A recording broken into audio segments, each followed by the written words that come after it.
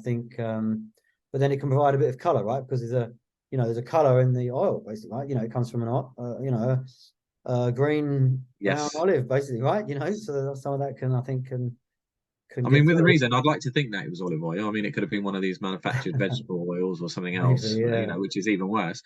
What do you think But about this seed oils thing there on that topic, right? It's one that really frustrates me Mhm. because, well, we use a fair amount of cold pressed organic seed oils, right, in our products, Yeah, and those, in my personal opinion, right, for sure, and many others, it's that beneficial, right, because it's the seed that comes from a nut or a fruit, and that contains a lot of the information to build a whole tree or whatever, right, and many fruits to come out of that. So the actual oils that are contained inside that, are super nutrient rich, right? That can't be argued against.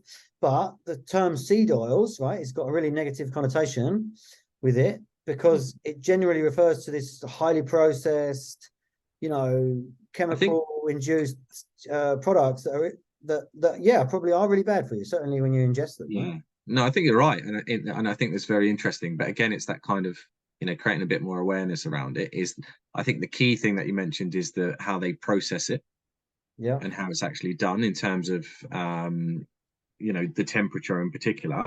Whereas Hmm. from my standpoint, olive oil completely fine. Yeah. There's different types of seeds in relation to oils, which are absolutely fine, but it's more the mass-produced Exactly. vegetable oil, no good. What are the other ones? Sunflower oil, no good. Um, Rapeseed oil, no good.